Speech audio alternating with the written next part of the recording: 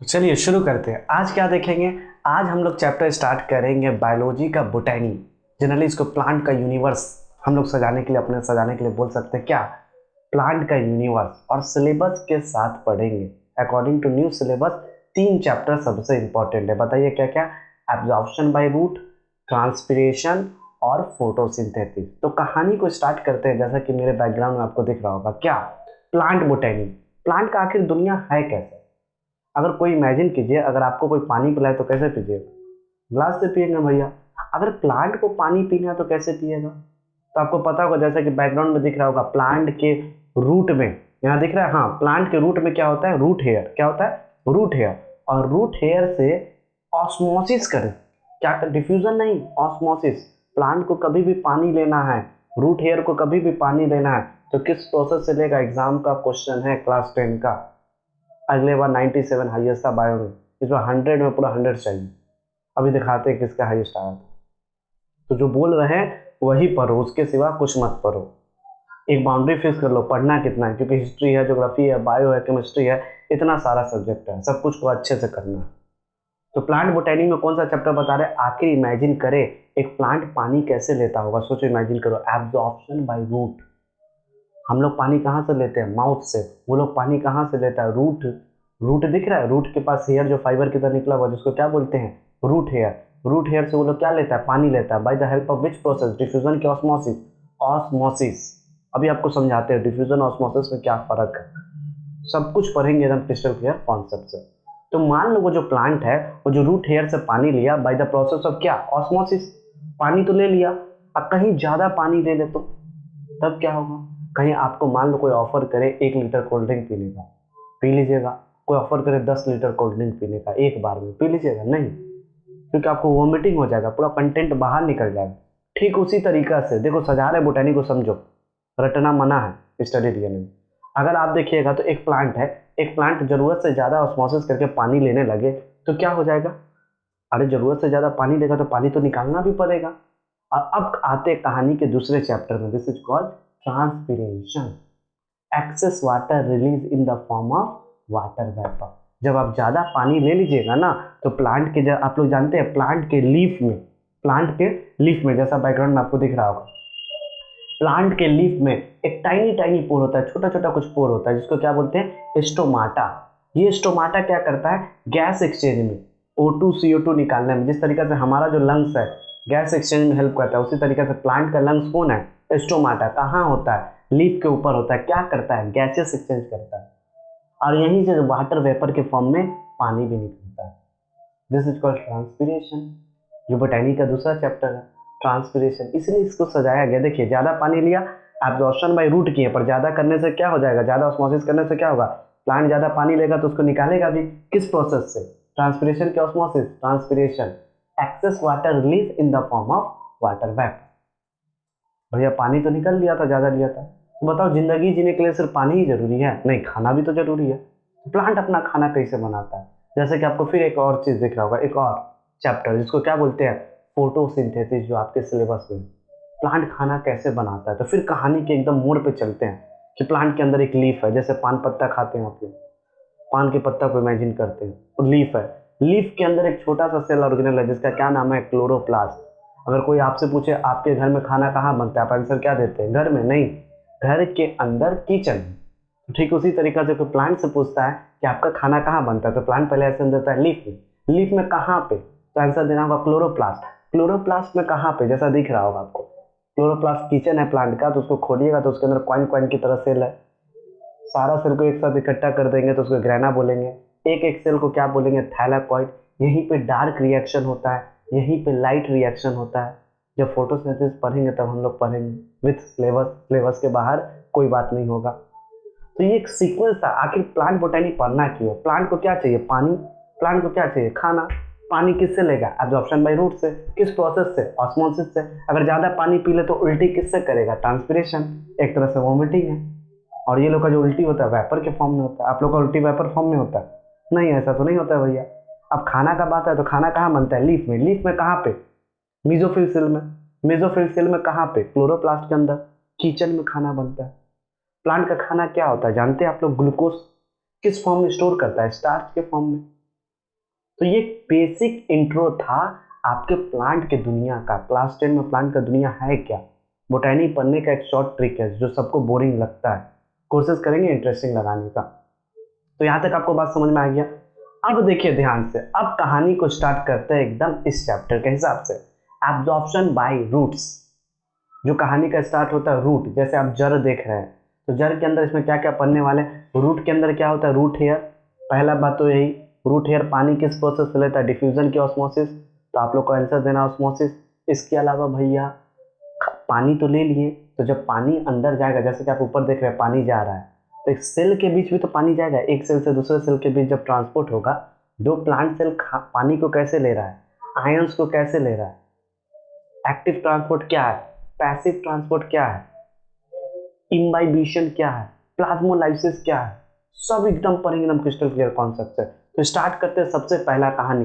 पानी तो ले लिया ऑस्मोसिस से, सबसे पहला कहानी पानी ऑस्मोसिस से ले लिया। तो ऑस्मोसिस है क्या भैया, आप बार बार एक ही बात बोल रहे हैं।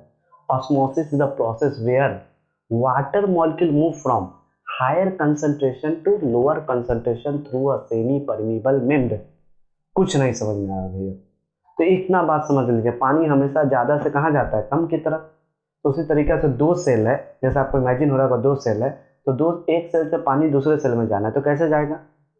सबसे पहले सेल के बाहर क्या होगा, सेल मेम्ब्रेन।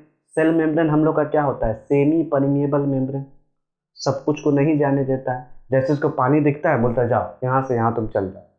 पर डिफ्यूजन क्या है, सब कुछ को जाने देता है। Diffusion is the process where all the molecule atom ions are move from higher concentration to lower concentration. पर ऑस्मोसिस एक ऐसा प्रोसेस है जो सिर्फ पानी को जाने देता है, मतलब एक ऐसा डोर, आपके घर में जो गेट होगा उसे सिर्फ आप ही जा सकते हैं। तो आप वाटर मॉलिक्यूल है, जब आपका सारा फ्रेंड चला जाएगा तब डिफ्यूजन है। इस तरीके से ट्रांसपोर्ट चलता है। अब ट्रांसपोर्ट में भी सिस्टम है कि एक्टिव ट्रांसपोर्ट की पैसिव ट्रांसपोर्ट। तो आपको पता होगा पैसिव ट्रांसपोर्ट में एनर्जी नहीं खर्च होता है। मान लीजिए अगर आपके घर में मोटर लगा होगा, इमेजिन करते हैं जो पानी का मोटर होता है। अच्छा मान लीजिए हमको एक बिल्डिंग से नीचे पानी फेंकना है, तो मोटर लगा के फेंके कि नॉर्मल फेंके, नॉर्मल फेंकेंगे, क्योंकि पानी अपने हायर से कहाँ जाता है, लोअर की तरफ। मोटर लगाने का कोई ज़रूरत नहीं है, क्यों एनर्जी बिल खर्चा करें। पर मान लीजिए आपके घर में जो पानी आता तो होगा आपके टंकी के अंदर, वो कैसे आता है, नीचे मोटर लगा रहते हो। देखो पानी नीचे से कभी ऊपर नहीं आ सकता है जब तक आप उसको एनर्जी ना दी। आप नहीं पढ़िएगा जब तक एग्जाम ना, सब फंडा बना हुआ है। तो जैसे नीचे से हम एनर्जी देंगे, इलेक्ट्रिक एनर्जी किसको, मोटर को, तो मोटर क्या करेगा, नीचे से पानी कहाँ पहुंचा देगा, ऊपर। तो क्या हुआ, उल्टा काम किया। जनरली होता है हायर टू लोअर, यहाँ क्या हो रहा है, lower to higher. This is called active transport, जहाँ सेल को एटीपी खर्च करना पड़ता है। हमारे डे लाइफ में मोटर में करंट खर्चा होता है, बिल उठता है, क्योंकि हम लोग रिवर्स काम करवाते हैं, नहीं करना चाहते, बेचारा को एनर्जी दे के करवाते हैं। आप नहीं पढ़ना चाहते, आपकी मम्मी मार मार के पढ़ा रही, तो आपकी मम्मी आपके पीछे एटीपी खर्चा कर रही, आपको एक्टिव ट्रांसपोर्ट की तरफ भेज रही। तो ये था एक्टिव ट्रांसपोर्ट, जहाँ पे हम लोग को एटीपी खर्च करना पड़ता है। पैसिव ट्रांसपोर्ट क्या होता है, नॉर्मल, 10 सोडियम यहाँ है, 8 सोडियम यहाँ, तो 10 सोडियम से कहाँ आ जाएगा, इधर हायर, जहाँ ज़्यादा होगा कम की तरफ आएगा, पानी ज़्यादा से कम की तरफ आएगा। तो ये क्या था, ये ट्रांसपोर्ट सिस्टम था, ऑस्मोसिस, डिफ्यूजन, एक्टिव, पैसिव। सिर्फ एमसीक्यू आता है, तो एमसीक्यू के लेवल पे हम लोग पढ़ें, जो आता है वही पढ़ेंगे। इसके अलावा और क्या बात बता रहे हैं, इसके अलावा सबसे इंपॉर्टेंट, जैसा आपको दिख रहा होगा, रेनी सीजन में दरवाजा नहीं बंद होता है। क्यों, देखिए एक बच्चा दरवाजा बंद कर रहा है, क्यों नहीं बंद होता, ऐसा क्या होता है। तो यहाँ पे एक प्रोसेस आता है जिसको बोलते हैं इम्बाइबिशन।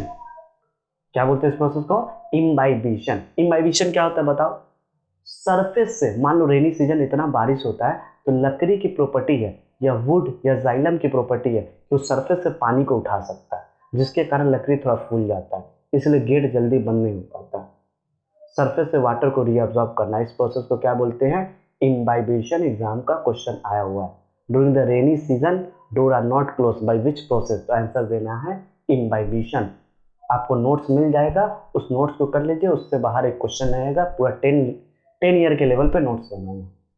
तो यहाँ तक समझे इम्बाइबिशन क्या होता है, diffusion, osmosis, imbibition, active transport जहाँ एनर्जी खर्च करना पड़े, पैसिव ट्रांसपोर्ट जहाँ पे एनर्जी खर्च नहीं करना पड़े। इसके अलावा भैया क्या बताने वाले हैं, और जो सबसे इंपॉर्टेंट है, ध्यान से समझ लिया, जो सबसे इंपॉर्टेंट है, अगर आप प्लांट सेल को इमेजिन कर लिए तो आपको एब्जॉर्प्शन बाय रूट कंप्लीट हो गया।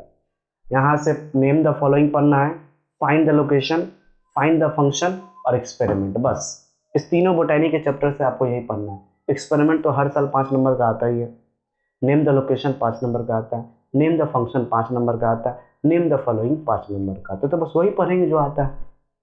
तो यहाँ तक आप लोग समझे, इम्बाइबिशन सब समझ गए भैया। इसके अलावा अगर जनरली अगर आप प्लांट सेल को देखें, किसको देखें, प्लांट सेल को, तो प्लांट सेल में क्या होता है देखिए, सबसे बाहर क्या होगा, सेल वॉल, जैसा कि आपको दिख रहा होगा सबसे बाहर क्या होगा, सेल वॉल। सेल वॉल के बाद क्या होगा, सेल मेम्ब्रेन। सेल मेम्ब्रेन के बाद क्या होगा, तो अगर प्लांट सेल होगा ना तो बीचों बीच एक खाली जगह होगा। जस्ट इमेजिन करो एक ऐसा घर जिसके बीच में स्विमिंग पूल है, आय हाय मजा आ गया। हाँ, उसी तरीके से प्लांट सेल के ना घर में बीचों बीच वैक्यूल होता है जिसको बोलते हैं सेंट्रल वैक्यूल। और सेंट्रल वैक्यूल में जो पानी होता है ना उसको बोलते हैं सेल सैप। इसके बिना नहीं बढ़ सकते हम ना। आपको टर्जर प्रेशर समझ में आएगा, ना वॉल प्रेशर समझ में आएगा, कुछ नहीं समझ में आएगा। अगर इसको समझ लीजिए तो आप सब समझ लीजिएगा। तो यहाँ तो समझे तो फिर से रिपीट करते हैं। प्लांट सेल होगा तो प्लांट सेल में बीचों बीच क्या होगा, बोलो तुम लोग, बीचों बीच खाली जगह होगा जिसको क्या बोलेंगे, सेंट्रल वैक्यूल। सेंट्रल वैक्यूल में जो भी पानी होगा उसको क्या बोलेंगे, सेल सैप। तो ये सेंट्रल वैक्यूल हो गया। बाहर बाउंड्री है सेल वॉल, सेल वॉल के अंदर क्या है, सेल मेम्ब्रेन। सेल मेम्ब्रेन के अंदर जैसे आए तो आपको क्या दिखा, टोनोप्लास्ट। अब देखो ध्यान से, क्वेश्चन हर साल आता है कि एक प्लांट सेल को हाइपरटोनिक सॉल्यूशन में डालेंगे तब क्या होगा, आइसोटोनिक सॉल्यूशन में डालेंगे तब क्या होगा, और बताओ हाइपोटोनिक सॉल्यूशन में डालेंगे तब क्या होगा। और इसको बड़े अच्छा मछली लेकर हम समझाएंगे कि समुद्र के मछली को नदी में रखेंगे तो मर जाएगा, नदी के मछली को समुद्र लेके जाएंगे तो मर जाएगा। क्यों, ऐसा क्यों, सोचो, इमेजिन करो। वहीं से कॉन्सेप्ट उठा के हम प्लांट में डाल देंगे, इजी है। इसके अलावा आप जानते हो क्यों अचार, अचार है, अचार के अंदर क्यों जल्दी, अगर अचार को क्यों हमेशा चलाते रहना चाहिए, स्टेरिंग करते रहना चाहिए। नहीं तो देखें पिकल्स के ऊपर मरब्बा, जेली, अचार, ये सब प्लाज्मोलाइसिस कॉन्सेप्ट पे काम करता है। हाँ हाँ, प्लाज्मोलाइसिस जो आप पढ़े हैं, क्या है ये प्लाज्मोलाइसिस, कैसे होता है प्लाज्मोलाइसिस। एक प्लांट सेल को हाइपरटोनिक में डालेंगे तब क्या होगा, आइसोटोनिक में डालेंगे तब क्या होगा, वॉल प्रेशर क्या होता है, सेल कब फट जाएगा, सब 10 ईयर में है, जिसको कि क्रिस्टल क्लियर कॉन्सेप्ट के साथ आज हम लोग बोर्ड पे पढ़ने वाले हैं। तो चलिए एकदम मजे से यूनिवर्स को उड़ाते हैं।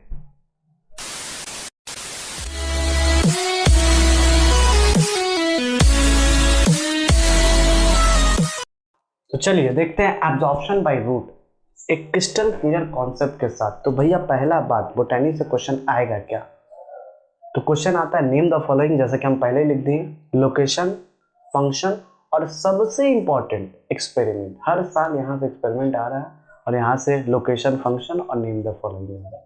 तो इस चैप्टर में एकदम क्रिस्टल क्लियर, डायरेक्ट एक्सपेरिमेंट पर नहीं कूदेंगे, बोटैनी को रटना नहीं है, समझना है।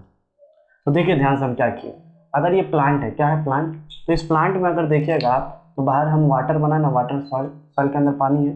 तो किस प्रोसेस से, सुनना, रूट हेयर किस प्रोसेस से पानी को लेता है, इंटेक करता है, तो आपको पहला आंसर एमसीक्यू देना है, ऑस्मोसिस। ऑस्मोसिस के थ्रू बार बार हम रिपीट कर चुके हैं, ऑस्मोसिस के थ्रू रूट हेयर पानी लेता है। पर ऑस्मोसिस होता क्या, तो उससे पहले आपको 3-4 चीज समझना है। क्या, सबसे पहला चीज समझना होगा आपको डिफ्यूजन, जैसा कि आपको पता है। दूसरा समझना होगा आपको ऑस्मोसिस। उसके बाद आपको समझना होगा एक्टिव ट्रांसपोर्ट, और इस एक्टिव ट्रांसपोर्ट के बाद आपको समझना होगा पैसिव ट्रांसपोर्ट, पैसिव ट्रांसपोर्ट। उसके बाद एक छोटा सा प्रोसेस यहीं पे देख लेते हैं, इम्बाइबिशन, जो रेनी सीजन में डोर के साथ एक गेम फंसता है। तो देखिए डिफ्यूजन होता है क्या भैया, पहले ये बताइए। तो जो जितना अच्छा चाय बनाता होगा उसका डिफ्यूजन उतना अच्छा होता है, मतलब समझे नहीं। डिफ्यूजन एक ऐसा प्रोसेस है, जस्ट इमेजिन करो कि यहाँ हम एक प्लांट सेल बनाए, ठीक है, ये प्लांट का सेल है, तो ये क्या है, सेल मेम्ब्रेन। सेल मेम्ब्रेन के बाहर क्या होगा, सेल वॉल। अब दो कॉन्सेप्ट यहीं लेके चलो कि अगर ये सेल वॉल है, क्या है, सेल वॉल, तो इसका नाम क्या होने वाला है, सेल मेम्ब्रेन, ठीक है। इसका नाम क्या है, सेल मेम्ब्रेन, इसका नाम क्या है, सेल वॉल। तो देखिए ये जो सेल वॉल होता है ना, सेल वॉल जो होता है ये होता है फ्रीली परमिएबल। क्या होता है ये, सॉरी, ये होता है फ्रीली परमिएबल, और ये होता है सेमी परमिएबल। हर साल यहाँ से ये क्वेश्चन आ रहा है, हम बोले ना एक सिंगल क्वेश्चन नहीं छोड़ना है बोर्ड में हम लोग को। टारगेट है इस पर बायोलॉजी का 100 आउट ऑफ 100 आप लोग को लाना है मेरे साथ। तो जनरली अगर एक सिंगल क्वेश्चन मतलब सिंगल क्वेश्चन नोट्स है आप कीजिए, 97 से आगे बढ़िए, रिकॉर्ड पुराना रिकॉर्ड टूटना चाहिए इस बार। तो देखो अगर ये प्लांट सेल है तो प्लांट सेल के बाहर क्या होता है, बोलो मेरे साथ, सेल वॉल। सेल वॉल के अंदर क्या होगा, सेल मेम्ब्रेन। तो ये जो सेल वॉल होता है ये फ्रीली परमेबल, सब कुछ को जाने देता है, मतलब सब कुछ को मतलब भैया नहीं समझे। तो बाहर सोडियम रखा हुआ है, सेल के अंदर चला जाएगा, सेल वॉल जाने देगा। बाहर पोटासियम रखा हुआ है, सेल वॉल जाने देगा। बाहर वाटर का मॉलिक्यूल रखा हुआ है, सेल वॉल जाने देगा। सेल वॉल हर चीज को जाने देता है। ठीक उसी तरीका से आपके दिल में कोई भी लड़की आ रही है, आप सबको आने दे रहे हैं, तो आप किसकी तरह बिहेव कर रहे हैं, यहाँ पे सेल वॉल की तरह बिहेव कर रहे हैं, क्योंकि सेल वॉल क्या है, फ्रीली परमेबल। अब केस फंसा, क्या केस फंसा भैया बताइए तो। सब कुछ तो कहाँ आ गया, सेल वॉल के थ्रू सेल मेम्ब्रेन में आ गया। अब ये जो सेल मेम्ब्रेन है ये सबको नहीं जाने देता है, ये होता है सेमी परमिएबल। परमिएबल मतलब आने वाला, सेमी मतलब आधा। जो सब कुछ ढुक गए हो घर में, जो सब लड़की को आप अपने दिल में ढुका लिए तो किस सबसे थोड़ी ना शादी कर लीजिएगा जी, शादी तो किसी एक ही से कीजिएगा ना। तो सबको जैसे लिए हैं सबसे थोड़ी ना होगा कुछ। सोडियम तो यहाँ तो आ गया, पोटासियम आ गया, वाटर मॉलिक्यूल आ गया, पर सिर्फ और सिर्फ क्या जाएगा, वाटर। सेल मेम्ब्रेन किसको अलाउ करता है, सिर्फ और सिर्फ water, by the help of osmosis. तो ऑस्मोसिस एक ऐसा प्रोसेस है यहाँ पे वाटर मॉलिक्यूल सेल मेम्ब्रेन के थ्रू अंदर आ जाता है। आप समझ में आएगा क्रिस्टल क्लियर कॉन्सेप्ट। एक हर साल डिफरेंट रूटीन आ रहा है कि सेल वॉल सेल मेम्ब्रेन में क्या डिफरेंट है, तो लिख देना cell wall is freely permeable, it allow all the molecule ions. Cell membrane is semi permeable, it select, ये सिलेक्ट करता है और सिलेक्टली कहाँ लेके जाता है, प्लांट। यहाँ तक कॉन्सेप्ट क्लियर है आप लोग का। अब देखो सेल वॉल भैया सेल मेम्ब्रेन हम समझ गए भैया, ये समझाइए ये सब। मान लो ये मेरा प्लांट है, रफ डायग्राम, हंसना मत, एक रफ डायग्राम बना है, नहीं इतना अच्छा डायग्राम जानते हैं। तो अगर ये प्लांट सेल है और नीचे क्या है, रूट, रूट से क्या निकलेगा, रूट हेयर। यहाँ पे क्या है, सॉइल, सॉइल में क्या है, पानी, ऑस्मोसिस से पानी ले लिया, पानी कहाँ जाएगा, यहाँ। अब जैसे यहाँ जाएगा तो आप लोग जानते हैं इसके अंदर होता है जाइलम। जाइलम वो डक्ट होता है जो प्लांट में पानी लेके जाता है। तो जाइलम किससे बना होगा, जाइलम के सेल से। तो कहानी फंसा, एक सेल एक प्लांट सेल, बाहर क्या सेल वाल, बाहर क्या सेल वाल। अब यहाँ से यहाँ सब कुछ जाना है, शॉर्ट डिस्टेंस है ना, यहाँ से कोई चीज यहाँ जाना है तो थ्रू डिफ्यूजन भी जा सकता है, और पानी को जाना है तो थ्रू ऑस्मोसिस जाएगी। बस यही कहानी आपको समझाना चाहते थे। What is the diffusion, diffusion is the process where higher concentration to lower concentration all the molecule, higher concentration to lower concentration सिर्फ वाटर मॉलिक्यूल, इस प्रोसेस को क्या बोलते हैं, ऑस्मोसिस। अब देखो गेम फिर फंसा, ट्रांसपोर्ट को समझते हैं। सपोज इमेजिन करते हैं यहाँ पे 10 सोडियम, कितना है 10, यहाँ पे 5 सोडियम है, यानी सेल के अंदर कितना है 5।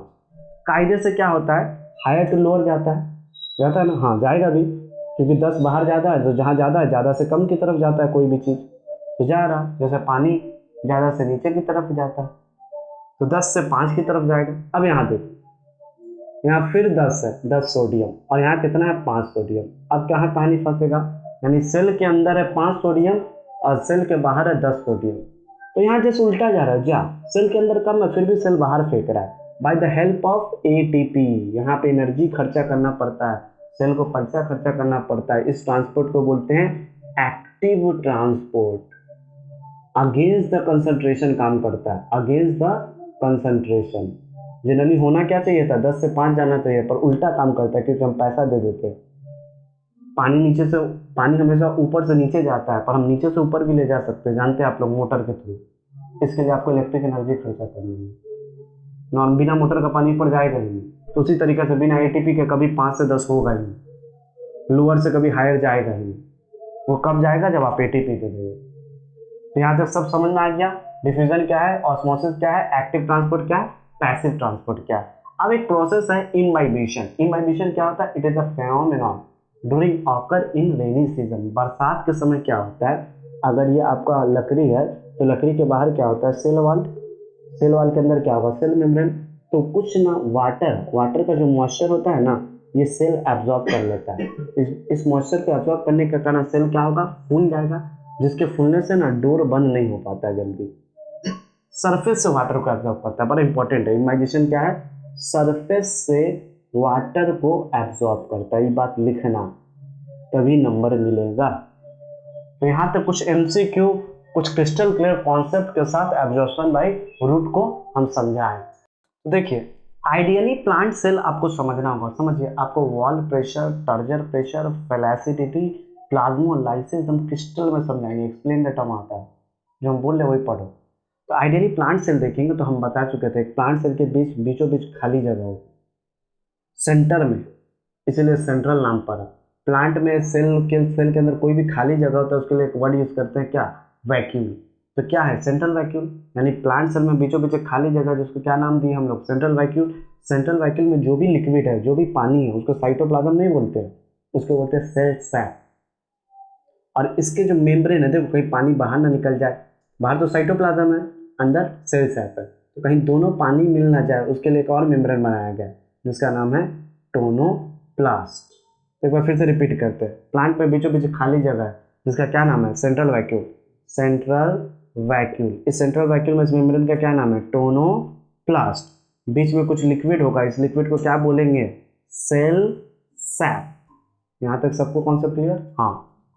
अब देखना ध्यान से, बाहर क्या है? सेल वॉल, अंदर क्या है? Cell membrane. अब होगा क्या, इसी प्लांट सेल को ना कभी हम लोग डाल देंगे हाइपरटोनिक में। कहाँ डालेंगे? हाइपरटोनिक सॉल्यूशन में। तो क्या होगा, इसी प्लांट सेल को हम लोग डाल देंगे हाइपोटोनिक में। तब क्या होगा, इसी प्लांट सेल को डाल देंगे आइसोटोनिक में। तब क्या होगा? और इसी क्रिस्टल क्लियर कॉन्सेप्ट के साथ हम लोग सारा wall pressure, टर्जर pressure, flaccidity, plasmolysis को समझ लेंगे। तो पहले हम प्लांट सेल देखें है क्या। तो एक प्लांट सेल को जनरली देखते हैं तो हमको क्या दिखता है? बीच में खाली जगह, उस खाली जगह को क्या बोलते हैं? Central vacuole. और सेंट्रल वैक्यूल में जो भी लिक्विड होगा उसको क्या बोलेंगे? सेंट्रल वैक्यूल में जो भी लिक्विड होगा उसको क्या बोलेंगे? Cell sac. सेल सैक के मेम्ब्रेन को क्या बोलेंगे? टोनोप्लास्ट। बाहर में क्या होगा? Cell wall. अंदर में क्या होगा? Cell membrane. अब इस प्लांट सेल को कभी डालेंगे हाइपोटोनिक सॉल्यूशन में, कभी डालेंगे हाइपोटोनिक सॉल्यूशन में, कभी डालेंगे आइसोटोनिक सॉल्यूशन में। एक्सपेरिमेंटली क्वेश्चन आया हुआ है इस पर, तो चलिए देखते हैं। देखिए, अभी हम लोग देखे थे आइडियली प्लांट सेल होता है क्या? सेल वॉल देखे थे ना, टोनोप्लास्ट, सेल मेम्ब्रेन, सब कुछ। अब होगा क्या, एक प्लांट सेल को हाइपरटोनिक सॉल्यूशन में डालेंगे तब क्या होगा, हाइपोटोनिक सॉल्यूशन में डालेंगे तब क्या होगा, और आइसोटोनिक सॉल्यूशन में डालेंगे तब क्या होगा। ठीक उसी तरीका से अगर समुद्र की मछली को नदी में लाएंगे तब क्या होगा, और नदी की मछली को समुद्र में ले जाएंगे तब क्या होगा। वही कॉन्सेप्ट है। आलू को डालते हैं, देखिए हम लोग स्टार्च वाला एक्सपेरिमेंट कर चुके हैं। तो देखिए, हाइपरटोनिक, ध्यान से समझिएगा, एकदम क्रिस्टल क्लियर कॉन्सेप्ट को क्लियर करेंगे। तो मान लीजिए यहाँ जो सॉल्यूशन रखा हुआ है ये कैसा है? हाइपर। कैसा है? हाइपर। हाइपरटोनिक मतलब क्या, यहाँ पे कंसंट्रेशन क्या, मतलब जो भी चीनी होगा, मान लीजिए चीनी रख देते हैं तो यहाँ चीनी का कंसंट्रेशन ज़्यादा है, पानी का कंसंट्रेशन कम है। अगर यहाँ हाइपर है तो सेल के अंदर का कंडीशन कैसा होगा? हाइपो। हाइपो मतलब क्या? कंसंट्रेशन कम। कंसंट्रेशन मतलब, कंसंट्रेशन अगर कम है, क्या है? कंसंट्रेशन क्या है? कम है। तो इसका मतलब वाटर क्या होगा? ज़्यादा होगा। सही बात है। अरे कंसंट्रेशन जस्ट इमेजिन करते हैं, यहाँ पे चीनी पानी लेते हैं तो जैसे चीनी पानी का ना अमाउंट यहाँ ज़्यादा है, पर सेल के अंदर चीनी पानी का अमाउंट कम है। लिखा हुआ है हाइपो मतलब कम, हाइपर मतलब ज़्यादा। अब पानी हमेशा, गोल्डन रूल, पानी हमेशा lower concentration to higher concentration move करता है। या ऐसे नहीं याद होता तो ऐसे याद कर लो कि पानी हमेशा हाइपो से हाइपर जाता है, हाइपो से हाइपर जाता है। तो एक कंटेनर में हम बहुत सारा चीनी, 10 चम्मच चीनी ले लिए, और एक गिलास पानी में, 10 चम्मच नहीं, एक गिलास पानी में 100 चम्मच चीनी मिला दी। अब कंसंट्रेशन कैसा हो गया? हायर। अब उसमें एक मुरब्बा डाल लेता है छोटा, उसका कंसंट्रेशन कैसा? लोअर। तो वही कहानी यही है कि बाहर का कंसंट्रेशन कैसा है? हाइपर। सेल के अंदर का कंसंट्रेशन कैसा? हाइपो। अगर यहाँ हाइपर रहता तो बाहर कैसा रहता? हाइपो। दोनों अल्टरनेट होता है। तो जैसे हाइपर कंसंट्रेशन में एक प्लांट सेल को डालेंगे तो क्या होगा, आप लोग जानते हैं, प्लांट सेल के अंदर से पूरा पानी बाहर निकल जाएगा, प्रोटोप्लाज्म क्या होगा? बाहर निकल जाएगा। कौन से प्रोसेस से? एक्सो मतलब बाहर, ऑस्मोसिस, यानी हो कुछ नहीं रहा है। जब भी एक प्लांट सेल को अगर आप हाइपर कंसंट्रेशन में डाल दीजिएगा तो अंदर, बाहर हाइपर है तो अंदर हाइपो बनेगा, पानी अंदर से बाहर निकल जाएगा, सेल मेम्ब्रेन क्या हो जाएगा? सूख जाएगा। प्लाज्मोलाइसिस, प्लाज्मा मतलब लिक्विड, लाइसिस मतलब टूटना। तो कभी भी कोई भी प्लांट सेल को हाइपरटोनिक सॉल्यूशन में डालेंगे तो क्या होगा, प्लाज्मोलाइसिस होगा। साइज बढ़ गया कि साइज घट गया, अरे पानी निकल गया तो साइज तो घट गया ना, तो साइज क्या हो जाएगा, डिक्रीज। तो कभी भी एक प्लांट सेल को हाइपरटोनिक सॉल्यूशन में डाल देंगे तो अंदर से पानी बाहर निकल जाएगा, क्योंकि पानी हमेशा हाइपो से हाइपर जाता है, ऐसे याद रखो। प्रोटोप्लाज्म श्रंकन, सूख जाएगा। तो इसको कैसे ठीक किया जाए, मान लो ये सूख गया तो अब इसे क्या किया जाए, ठीक जाए। तो इस जैसे सूखा है ना, इसको वापस फिर कहाँ डाल दो, हाइपोटोनिक में। लिखिए हाइपोटोनिक में डाल दो। तो वापस से हाइपोटोनिक में डालेंगे, मान लो अब यहाँ का कंसंट्रेशन अगर हाइपो कर दिए तो अंदर का कंसंट्रेशन कैसा होगा, हाइपर। अंदर का कंसंट्रेशन कैसा हो जाएगा, हाइपर। पानी कहाँ से कहाँ मूव करता है, हाइपो से हाइपर। तो इस समय पानी अंदर चला जाएगा और ये फिर से फूल जाएगा। पहले सूख गया था फिर फूल गया, क्योंकि पहले हाइपर में था, कहाँ डाल दिया, हाइपो में। इस कंडीशन को बोलते हैं डीप्लाज्मोलाइसिस। तो क्वेश्चन आता है कि डीप्लाज्मोलाइसिस किस सॉल्यूशन में होता है, हाइपोटोनिक में। प्लाज्मोलाइसिस किस में होता है, हाइपरटोनिक। ठीक उसी तरीके से इसको और फील कराते हैं कि मान लीजिए एक नदी का मछली, जैसे इसको समझे थे ना, इसी का फिश के कॉन्सेप्ट से समझिए तो और हमको लगता है और अच्छा से समझेंगे आप। देखिएगा, मिटा रहे इसको, ठीक है। देखो, मान लो ये समुंदर है, तो इमेजिन करते हैं हमारा छोटा सा समुंदर है, पंछी बनू उड़ के उड़ू, ये छोटा सा समुंदर है। इस छोटे से समुंदर में एक मछली है, हट्टा खट्टा मेरा मछली। तो आप जानते हैं समंदर का पानी कैसा होता है, खारा होता है, उसमें बहुत नमक होता है, यानी कंडीशन कैसा है, हाइपर। तो इसके एक नदी का मछली है तो इसका कंडीशन कैसा होगा, हाइपो। अब जैसे ये नदी वाला मछली समुंदर में आएगा, सुने नहीं रह पाता, मर जाता है। क्यों, क्योंकि अंदर का कंडीशन कैसा है इसका, हाइपो। बाहर का सराउंडिंग में कंसंट्रेशन कैसा है समुद्र में, हाइपर।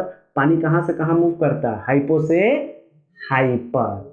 और इसके मछली के अंदर से एक्सोस्मोसिस करके सारा पानी निकल जाएगा और ये सूख के बेचारा मर जाएगा। इसलिए कभी भी नदी का मछली जब तैरता है तो कोई भी नदी का मछली समुंदर नहीं जा सकता है, क्योंकि समुंदर का पानी खारा है, वहाँ बाहर का कंसंट्रेशन हाइपर है और इसके बॉडी का कंसंट्रेशन हाइपो है। तो पानी कहाँ से कहाँ मूव करता है, हाइपो से हाइपर, हाइपो से हाइपर, और इसके सारा पानी बाहर निकल जाएगा और ये सूख के मर जाएगा, स्ट्रकन करके मर जाएगा। तो ठीक उसी तरीके से प्लांट सेल में भी होता है। तो आता है प्लांट सेल को हाइपरटोनिक सॉल्यूशन में डालेंगे तो साइज डिक्रीज करेगा कि इंक्रीज, डिक्रीज करेगा। फिर से रिकंडीशन किससे लाएं, डीप्लाज्मोलाइसिस से। अब चलते हैं यहाँ पे, अगर प्लांट सेल को हाइपोटोनिक सॉल्यूशन में डालेंगे तब क्या होगा। तो देखो ध्यान से देखना, अगर आप एक प्लांट सेल को, अब बाहर का कंसंट्रेशन कैसा है आप लोग जानते हैं, हाइपोटोनिक, मतलब इसमें क्या है, कंसंट्रेशन कम है, चीनी कम है, पानी ज़्यादा है। कंसंट्रेशन कम मतलब हाइपो, कंसंट्रेशन ज़्यादा मतलब हाइपर। अगर यहाँ का बाहर का कंसंट्रेशन हाइपो है, सेल के अंदर का कंसंट्रेशन कैसा हो जाएगा फिर, हाइपरटोनिक। अब पानी कहाँ से कहाँ मूव करता है, अभी बता दिए थे, हाइपो से हाइपर। तो ये सारा पानी कहाँ जाएगा, सेल के अंदर। इस प्रोसेस को एक्सोस्मोसिस बोलेंगे कि एंडोस्मोसिस। तो आप लोग जानते हैं इस प्रोसेस को हम लोग क्या बोलेंगे, एंडोस्मोसिस। तो एक जगह क्या हो रहा है, सेल से पानी निकल जा रहा है, दूसरी तरफ क्या होगा, सेल में पानी जा रहा है, तो सेल फूल जाएगा, जरूरत से ज़्यादा फूलने लगेगा। क्योंकि देखो ये तो फिक्स है, ये बाउंड्री तो फिक्स है, कितना पानी अंदर डालोगे, मान लो अंदर बहुत पानी भर गया तो ये तो फूलने लगेगा ना एक लिमिट में, क्योंकि इसके बाहर क्या है, सेल वॉल। प्लांट सेल है तो सेल वॉल, ये क्या है, सेल मेम्ब्रेन। तो अंदर में पानी इकट्ठा हो रहा है तो सेल मेम्ब्रेन स्ट्रेच हो रहा है, सेल मेम्ब्रेन के स्ट्रेच होने से सेल वॉल स्ट्रेच हो रहा है। एक ऐसा कंडीशन आएगा कि टर्जर प्रेशर, टर्जिडिटी कंडीशन में चल रहा है, सेल फूल जाएगा। अब इससे ज़्यादा होगा सेल फट जाएगा। टेनियर में क्वेश्चन आया था, when the cell is a burst when turgor pressure is exceed then wall pressure. मान लो इमेजिन करते हैं यहाँ पे पानी बहुत इकट्ठा होने लगा तो ये तो प्रेशर लगाएगा लगातार। इसके प्रेशर लगाने के लिए प्रेशर कहाँ लगेगा, सेल वॉल के ऊपर। आप लोग पढ़े हैं न्यूटन का थर्ड लॉ, ये इस पर प्रेशर लगा रहा है तो वॉल भी इस पर प्रेशर लगाएगा। तो इधर से प्रेशर लगा तो वॉल प्रेशर लगा, तो ये प्रेशर कभी भी वॉल प्रेशर से ज़्यादा होगा तो सेल फट जाएगा। आया हुआ क्वेश्चन है टर्जर प्रेशर। तो हाइपोटोनिक सॉल्यूशन क्या होता है, टर्जर प्रेशर। अब जैसे पानी इसके अंदर गया तो ये तो फूल रहा है ना, फूल रहा है। एंडोस्मोसिस की एक्सोस्मोसिस, एंडो मतलब अंदर जाना पानी, एंडोस्मोसिस। सेल वॉल टाइटली, लिखे हैं फ्लैसिड टाइटली।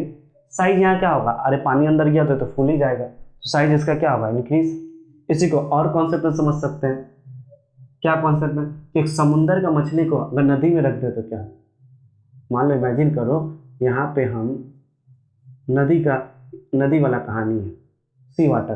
तो सी वाटर में हाइपोटोनिक होता है, समंदर के पानी के कंपेयर में यहाँ का पानी खारा नहीं होता अपना, तो कंसंट्रेशन कम है, कंसंट्रेशन कम है तो कैसा हाइपोटोनिक। अब यहाँ पे एक समुंदर वाला मछली आ गया जैसे हिल्सा, अब ये जैसे इस पानी में जाएगा तो क्या होगा सुनो, नदी में जैसे जाएगा, समुंदर में रहता था एनी टाइम, अब कहाँ आ गया नदी में, तो नदी का कंसंट्रेशन कैसा हाइपो, तो इसके अंदर का कंसंट्रेशन कैसा होगा हाइपर। पानी कहाँ से कहाँ मूव करता है, हाइपो से हाइपर, सारा पानी मछली के अंदर जाएगा तो मछली फूल जाएगा, एंडोऑस्मोसिस, अंदर गया फूल गया फूल। तो यहाँ फूल के मर रहा है, यहाँ सूख के मर रहा है, यहाँ साइज इंक्रीज करके मर रहा है तो यहाँ साइज डिक्रीज करके मर रहा है। यही होता है प्लांट सेल में। एक और कंडीशन जिसको बोलते हैं आइसोटोनिक सॉल्यूशन। आइसोटोनिक सॉल्यूशन हमेशा क्या बनता है, फ्लैसिडिटी। मतलब कहना क्या चाहते हैं, कहना ये चाहते हैं कि मान लो एक सेल है, ठीक है, कंसंट्रेशन का बात नहीं की, अगर 10 मॉलिक्यूल सेल से बाहर जा रहा है सोडियम, ठीक है, तो 10 मॉलिक्यूल सेल के अंदर भी जा रहा है, 50 मॉलिक्यूल बाहर जा रहा है तो 50 मॉलिक्यूल अंदर भी जा रहा है। ऐसा नहीं कि रुक गया गाड़ी, गाड़ी रुकता नहीं है।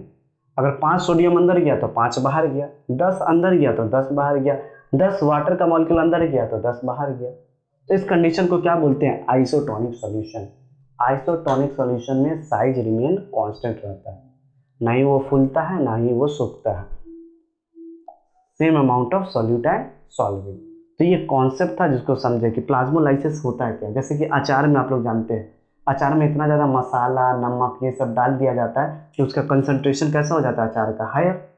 अब जैसे कोई बैक्टीरिया इसके ऊपर आएगा, देखो नहीं मरेगा कि मर जाएगा, मर जाएगा। क्यों मर जाएगा, क्योंकि बैक्टीरिया के, अच्छा मान लो इतना ज़्यादा मसाला डाल दिए हैं तो उसका अंदर का कंसंट्रेशन कैसा हो गया, हाइपर।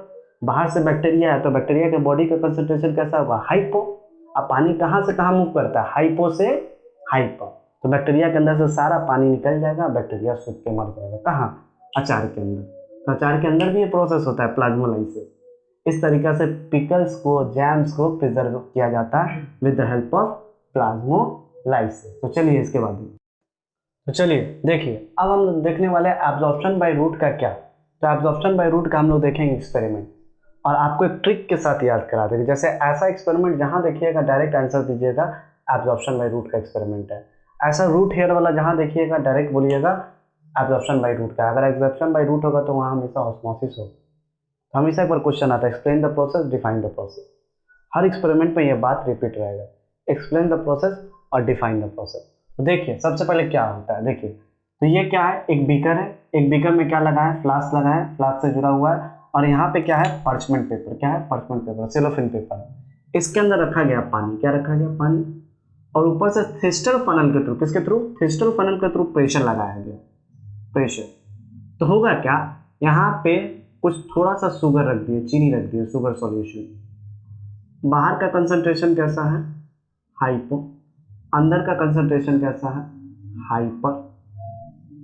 अब आप लोग एक बात जानते हैं, पानी कहाँ से कहाँ मूव करता है। थोड़ा देर के लिए 1-2 घंटा छोड़ दिए तो देखें, पानी तो हमेशा हाइपो से हाइपर जाता है, तो ये सारा चीज़ कहाँ जाना चाहता है, अंदर का बीकर का पानी कहाँ जाना चाहता है, इस फ्लास्क के अंदर। और यहाँ से पिस्टल फनल प्रेशर लगाया हुआ है, इधर से पानी भी जा रहा है, उधर से प्रेशर भी लगा, कोई नहीं जा पा रहा है। और हम देख रहे हैं 10 मिनट बाद, कितना मिनट, 10 मिनट बाद एक ऐसा टाइम आएगा ना, नीचे का पानी का प्रेशर ज़्यादा होगा, उस ऊपर का थर्स्टर फनल का प्रेशर कम हो जाएगा और पानी इधर राइजेस कर जाएगा, ऊपर की तरफ चल जाएगा। एक बार फिर से समझते हैं, एक बीकर लिए, एक बीकर में रखे पानी, पानी के अंदर रखे फ्लास्क, फ्लास्क के थिस्टर फनल प्रेशर लगा के, अंदर में सॉल्यूशन कैसा है, हाइपर, बाहर का सॉल्यूशन कैसा है, हाइपो। तो पानी कहाँ से कहाँ मूव करता है, गोल्डन रूल बताए थे, पानी कहाँ से कहाँ मूव करता है, पानी हाइपो से हाइपर मूव करता है। तो यहाँ से पानी कहाँ चल गया, अंदर गया, और अंदर देखे कि थिस्टर फनल प्रेशर लगा के रखा हुआ, तो दोनों प्रेशर बराबर है। और एक ऐसा टाइम आएगा ना, पानी का प्रेशर ज़्यादा होगा थिस्टर फनल से, तो थिस्टर फनल ऊपर चल जाएगा। देखो question, what change would be observe in the thistle funnel sugar solution after the 10 minute. 10 minute बाद क्या होगा, थिस्टर फनल, क्या लिखेंगे हम लोग, थिस्टर फनल, बोलो, विल राइज अपवर्ड डायरेक्शन। बस आपको नोट्स मिलेगा, उसमें भी यही पॉइंट है। 10 ईयर का ये क्वेश्चन है, मेरा खुद का बनाया क्वेश्चन नहीं है, सब 10 ईयर का। तो कैसे क्वेश्चन किया जाता है उसको देखो ध्यान से। तो पहला क्वेश्चन यही पूछेगा, name the process being study. यहाँ पे कौन सा प्रोसेस हो रहा है, तो आप तो जान रहे हैं, यहाँ पे हाइपो से हाइपर जा रहा है, यहाँ से पानी कहाँ जा रहा है, इस फ्लास्क के अंदर जा रहा है। एक ऐसा टाइम आ रहा है थिस्टर फनल को ऊपर कर देगा, इस प्रोसेस को क्या बोलते हैं? तो आप लोग तो जानते हैं इस प्रोसेस को बोलते हैं ऑस्मोसिस। Explain the process. कौन सा प्रोसेस भैया? इस प्रोसेस को ऑस्मोसिस बोलते हैं, तो उसको एक्सप्लेन कर दीजिए। एकदम कीवर्ड में आपको बताते हैं, आप लोग एक्सप्लेन जानते हैं। It is the process, it is special type of diffusion in which water molecule are move from higher concentration to lower concentration through a SPM, semi permeable membrane. तो एक ही बात याद रखना, मॉलिक्यूल कहाँ से कहाँ मूव करता है? Higher concentration to lower concentration through a SPM. Golden word याद रखना। तो name the process osmosis. Explain the process, हाँ, हायर से lower with the help of SPM. After the 10 minute क्या होगा भैया? क्रिस्टल फनल ऊपर चल जाएगा, तो crystal funnel will rise upward. इस sugar solution is a hypotonic की हाइपरटोनिक? ये फ्लास्क के अंदर जो सॉल्यूशन है ये हाइपर था कि हाइपो था? तो आंसर देना ये हाइपर था, तभी तो पानी अंदर गया। ये हाइपरटोनिक था। कितना इजी एक्सपेरिमेंट है। एक बीकर लिए, बीकर में पानी था, फ्लास्क डाले तो पानी अंदर गया, तो ऊपर से प्रेशर लगा के रखे हुआ था। एक ऐसा टाइम हुआ नीचे का पानी का प्रेशर ज्यादा हुआ तो क्रिस्टल फनल ऊपर चल गया। तो कौन से प्रोसेस से गया? ऑस्मोसिस। एक्सप्लेन द प्रोसेस पता है, 10 मिनट बाद राइज करेगा, अंदर में शुगर हाइपर होगा। खत्म कहानी, 5 नंबर आपको मिल गया। बोर्ड में इतना इजी आता है, बताओ। अब दूसरा देखो एक्सपेरिमेंट, ध्यान से समझना। ये क्या बना है भैया? तो यहाँ देखो, ये रूट है, रूट के बाहर क्या है? ये रूट हेयर। इस रूट हेयर को डायग्राम से बना है, समझो ध्यान से। हाँ, ये रूट हेयर है, रूट हेयर को बड़ा करके देखो क्या होने वाला, बताओ। अब सबसे इंपॉर्टेंट पॉइंट, बाहर क्या होगा? रूट हेयर के बाहर क्या होता है? पानी। अगर पानी मतलब क्या? पानी। बाहर का कंसंट्रेशन कैसा है? हाइपोटोनिक। तो अंदर का कंसंट्रेशन कैसा होगा? हाइपरटोनिक। ये कहानी अगर समझ गए ना, हाइपर टू हाइपर, तो बस गेम खत्म हो गया। अच्छा, फिर वही बात, लेबल द या नेम द पार्ट लेबल। इसमें जो ए है वो क्या है? तो आप लोग जानते हैं ना, ए बाहर वाला पार्ट है, तो ये क्या होगा? ए हो जाएगा आपका सेल वॉल, जो फ्रीली परमिएबल है, सबको जाने देता है। बी क्या है? बी अंदर में डॉट बनाए, बी है, यही बुक में ऐसे ही डायग्राम है। यह है सेल मेम्ब्रेन, जो सेमी परमिएबल होता है, सब कुछ को नहीं जाने देता है। अच्छा भैया, सी क्या है? सी आपका न्यूक्लियस है, जानते हैं ना, हर सेल में न्यूक्लियस होता है। तो डी क्या है भैया? डी अंदर का पानी है, साइटोप्लाज्म। एक बार डी ध्यान से देखना, हाँ, लेवल करने में बाउंस हो जाता है, डी है क्या? तो डी रूट हेयर के अंदर का पानी है। अब क्वेश्चन दूसरा है, the root hair cell in a turgid. बोल रहा है रूट हेयर का सेल फूल गया है। अब सेल फूला कब होगा? जब पानी इसके अंदर गया हुआ। पानी अंदर कब जाएगा? जब बाहर हाइपो रहेगा, अंदर हाइपर रहेगा, तभी तो हाइपो टू हाइपर जाएगा। Name the explain the process. अरे इस प्रोसेस को क्या बोलते हैं तब? तो इस प्रोसेस को आप लोग जानते हैं, इस प्रोसेस को बोलते हैं osmosis. Explain the process, higher से लोअर की तरफ with the help of ATP, नहीं, with the help of SPM, semi permeable membrane. ये क्वेश्चन तो हर बार आता है। Name the process, explain the process, हर चैप्टर से। ट्रांसपरेशन होगा तो ट्रांसपरेशन को एक्सप्लेन कीजिए, एक्सप्रेस कीजिए। अच्छा, main one difference between A and B. A किसको माने आपको? सेल वाल को। बी किसको माने हैं? सेल मेम्ब्रेन को। अरे भैया, आप तो सेल वाल सेल मेम्ब्रेन में डिफरेंस जानते हैं जी। ये अगर सेल वॉल है तो ये क्या होगा? Cell membrane. तो सेल वॉल का डिफरेंस क्या है? It is a freely permeable, ये सब कुछ को जाने देता है, जिसे आप अपने दिल में सबको आने देते हैं, दिल है कि कद्दू। उसी तरीका से अगर सेल मेम्ब्रेन का बात करें तो ये है सेमी परमिएबल। सेलेक्ट करेंगे शादी.com, सेलेक्ट करके फिर शादी करेंगे, सेल मेम्ब्रेन वाला काम करेंगे हम लोग। ये क्या है? सेमी परमिएबल, सिर्फ वाटर को जाने देता है, जबकि ये सबको जाने देता है। अब सबसे important, draw a diagram of root hair cell when a concentration solution of fertilizer. यहाँ पर जैसे खाद डाल देंगे, सुने ना, खाद डालते हैं, फर्टिलाइजर डालते हैं, तो पहले पानी का कंसंट्रेशन कम था, अब जैसे खाद डाल दिए तो कंसंट्रेशन ज़्यादा हो गया। अब बाहर का कंसंट्रेशन ज़्यादा होगा तो अंदर का कंसंट्रेशन कम, पानी इससे बाहर निकलने लगेगा। पहले पानी आ रहा था, और जैसे यहाँ पे फर्टिलाइजर डाल देंगे तो बोला इसका डायग्राम बना के दिखाओ क्या होगा।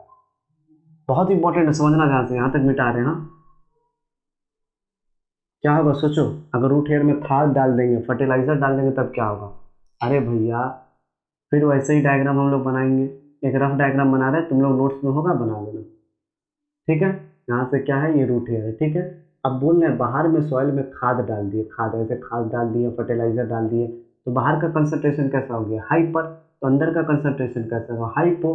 पानी कहाँ से कहाँ मूव करता है?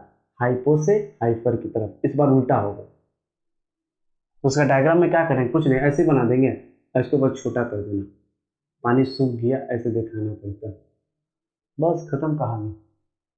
ये फर्टिलाइजर का डायग्राम है कि रूट हेयर में फर्टिलाइजर डाल देंगे तो श्रंकन प्रोटोप्लाज्म हो जाता है, इसको माफ कर लो, चाहो तो कर सकते हो, सूख जाता है, श्रंकन प्रोटोप्लाज्म कंटेंट। यहाँ तक सबको समझ में आया। दो एक्सपेरिमेंट ध्यान से देखिए, एक तरफ क्या है बीकर वाला, दूसरी तरफ क्या है रूट हेयर वाला। रूट हेयर बिना फर्टिलाइजर का रूट हेयर एकदम अच्छा रहता है, फुला रहता है, पर जैसे फर्टिलाइजर डाल देते हैं कंडीशन हो जाता है खराब, वो हो जाता है, सूख जाता है। चलो तो चलिए अब देखते हैं थर्ड एक्सपेरिमेंट जो आता है हर साल। अब सुनो, ये एक्सपेरिमेंट बड़ा इंपॉर्टेंट है, हम चाहे तो इसका 1000 क्वेश्चन करा सकते हैं, पर यहीं से आप समझ लो, बार बार 50 बार डायग्राम बनाना होगा, हम लोग के पास स्मार्ट बोर्ड भी नहीं है। ठीक है, तो आप देखो, तो जनरली अगर हम बताएं तो ये प्लांट सेल है, प्लांट सेल के ये बाहर क्या है, सेल वॉल, अंदर क्या है, सेल मेम्ब्रेन। अभी देखो दोनों बराबर में ना, तो यहाँ देखो, यहाँ भी वैसा ही कॉन्सेप्ट है। नंबर 1 क्या है, सेल वॉल, और सेल मेम्ब्रेन देखो नंबर 3 क्या है, सेल मेम्ब्रेन। नंबर 1 क्या है, सेल वॉल। इतना गैप कैसे हो सकता है भैया, जबकि आप में तो इतना ही गैप था। आखिर इस प्लांट सेल को हम लोग क्या कहाँ डाल दिए थे, हाइपरटोनिक या हाइपोटोनिक, हाइपरटोनिक सॉल्यूशन में डाल दिए थे। अब जैसे आप किसी प्लांट सेल को आप लोग पढ़ चुके हैं, वीडियो देखे थे अभी, अगर किसी प्लांट सेल को हाइपरटोनिक सॉल्यूशन में डाल देंगे तो अंदर का पानी बाहर निकलेगा, सेल सूख जाएगा। इसके सूखने से सेल मेम्ब्रेन अंदर की तरफ, सेल वाला भी बाहर है, पर सेल मेम्ब्रेन देखो ना अंदर की तरफ, ताकि पानी निकल गया। पहले पहले दोनों बराबर था, और जैसे हाइपरटोनिक में डाले तो सेल मेम्ब्रेन पानी निकला तो सेल मेम्ब्रेन अंदर की तरफ आने लगा। तो नंबर 3 क्या है, सेल मेम्ब्रेन। नंबर 1 क्या है, सेल वॉल। नंबर 2 क्या है, हाइपरटोनिक। नंबर 4 क्या है, आप लोग को पता है, न्यूक्लियस। अब क्वेश्चन है कि what in the state of cell, cell किस स्टेट में है। तो आप लोग जानते हैं सेल यहाँ पे प्लाज्मोलाइसिस में है, प्लाज्मोलाइसिस। लिक्विड तो बाहर निकल गया, आप पढ़े हैं कि एक सॉल्यूशन के अंदर डालेंगे तो हाइपो से हाइपर जाएगा, तो पानी बाहर निकलेगा, सेल सूख जाएगा। Name the structure help in semi permeable, जो सेलेक्ट करता है, आप लोग पढ़े हैं शादी.com, सेल मेम्ब्रेन। हम लोग सेल वाल की तरह नहीं है ना जी। उसके बाद लेवल द पार्ट, हाँ कर तो लिए। Number 4 nucleus. नंबर 3 क्योंकि श्रंकन कर दिया, सेल वाल सेल मेम्ब्रेन साथ में था, पर जैसे हाइपरटोनिक में डाले तो इसका पानी बाहर निकला, पानी बाहर निकला तो सेल मेम्ब्रेन सूख गया। How can you how can the above cell brought back its original condition, scientific term का नाम बताइए। ऐसा क्या करें कि वापस ऐसे बन गया, ऐसा से ऐसा बन गया, तो ऐसा कर लें। तब कहाँ डाले थे, हाइपरटोनिक पे, तब कहाँ डाल दीजिएगा, हाइपर में पहले डाले थे तो अब डाल दीजिए हाइपोटोनिक में। आप लोग को पता है, अब अगर इस प्लांट सेल को अगर हाइपोटोनिक में डाल देंगे तो बाहर का कंसंट्रेशन कम, अंदर का कंसंट्रेशन ज़्यादा, तो पानी अंदर जाएगा। पानी हमेशा हाइपो से हाइपर मूव करता है, ये फिर से फूल जाएगा, फिर से फूल जाएगा तो सेल मेम्ब्रेन खिल जाएगा, सेल मेम्ब्रेन खिल जाएगा तो बाहर का सेल मेम्ब्रेन से टच हो जाएगा। कितना अच्छा क्वेश्चन था। साइंटिफिक टर्म बताइए, जब हाइपोटोनिक में डाले तो क्या हुआ, इस टर्म का नाम दीजिए। आप सुने इसका नाम, डीप्लाज्मोलाइसिस। तो प्लाज्मोलाइसिस ठीक करने का तरीका क्या है, deplasmolysis. Two fact feature present in plant cell, ऐसा दो कारण बताइए जो प्लांट सेल में है पर एनिमल सेल में नहीं है। तो आपको पता होगा कि प्लांट सेल में, किसमें, यहाँ समझा दे रहे, प्लांट सेल में सेल वॉल होता है, जबकि एनिमल सेल में नहीं होता है। और बताइए, प्लांट सेल में सेल वॉल होता है, इसके अलावा प्लांट सेल में आपका प्लास्टिड होता है, जबकि एनिमल सेल में नहीं होता है। प्लांट सेल में सेंट्रियोल एब्सेंट होता है, जबकि एनिमल सेल में होता है। ये कुछ डिफरेंट बिटवीन था। एक तरीका से पूछ रहा था कि प्लांट में क्या क्या, तो बोला प्लांट में सेल वाला है, प्लांट में प्लास्टिड है, पांच में सेंट्रल वैक्यूल भी थे, एनिमल सेल में नहीं है, खाली बीच जिसके अंदर लिक्विड था, सेल पर सेल, जिसको फूलने से टेक्सचर प्रेशर लगता था। अब एक सबसे खतरनाक, अगर लेवल आ जाए तो बाउंस हो जाता है। तो ये क्या है भैया, ये है क्या, तो ये अंदर के रूट के जड़ के अंदर का कारण, अंदर का फोटो, ये क्या है, नंबर 1 क्या है, रूट हेयर। नंबर 2 क्या है, जो पत्थर की तरह बनाए, ऐसा ही ये 10वां डायग्राम, सॉइल है, आपको इमेजिन करना होगा। ये रूट हेयर है तो ये क्या है, सॉइल। ये नंबर 4 क्या, कॉर्टिकल सेल, कॉर्क सेल जो बनता था, पढ़े आप लोग बोटैनी में, कॉर्टिकल सेल। तो ये नंबर 3 क्या है, ये है जाइलम वेसल, जो पानी लेके जाता है। तो इनडायरेक्टली बाहर से रूट के अंदर की तरफ आ रहा है, तो सबसे बाहर सॉइल, सॉइल के अंदर आ रहा है रूट हेयर, रूट हेयर के अंदर आ रहा है कॉर्टिकल सेल, कॉर्टिकल सेल के अंदर टच क्या हो रहा है, जाइलम, जाइलम वेसल। नेम का पार्ट हो गया। Which process enable the passage of water from the soil into the root hair, ऐसा क्या प्रोसेस हो रहा है कि पानी, एरो देखो एरो बना है, रूट हेयर की तरफ पानी आ रहा है, तो आप लोग जानते हैं कौन सा प्रोसेस से आता है, ऑस्मोसिस। खत्म कहानी। एक्सप्लेन करने के लिए बोलेगा तो आप लोग को एक्सप्लेन करने भी आता है। Name the process that are responsible for the movement of water direction, define it. Name the pressure, कौन से प्रेशर, ऑस्मोसिस तो होता है तो समझ गए, पर ये आ रहा है किस प्रेशर से? अरे भैया ऑस्मोसिस हो रहा है तो ये किस प्रेशर से आ रहा होगा? ऑस्मोटिक प्रेशर से। इसमें दिमाग का लगाना है। ऑस्मोसिस हुआ तो कौन प्रेशर से आएगा? Osmotic pressure, sorry osmotic pressure से। डिफाइन इट कर देंगे। It is the pressure which are exerted by osmosis, higher concentration to lower concentration through speed. यानी पूरा ऑस्मोसिस का डेफिनेशन लिख के प्रेशर चिपका दो, बात खत्म। Due to an excess water droplet, मान लो कभी पानी ज़्यादा ले ले, तो आप पढ़े थे या इंट्रो में बताए थे, एक्सेस वाटर को ड्रॉपलेट के बूंद, पानी के बूंद के फॉर्म में निकालेगा, तो इस प्रोसेस को ट्रांसपिरेशन नहीं बोलेंगे, अभी पढ़ाएंगे नेक्स्ट चैप्टर में। इस प्रोसेस को बोलते हैं गटेशन, जो यहीं पे क्वेश्चन पूछ दिया, आप ऑप्शन में क्वेश्चन पूछ दिया कि भैया अगर रूट हेयर से पानी ज़्यादा ले रहे तो लीफ के थ्रू वेपर के फॉर्म में निकाल देता है, इस प्रोसेस को बोलते थे ट्रांसपिरेशन।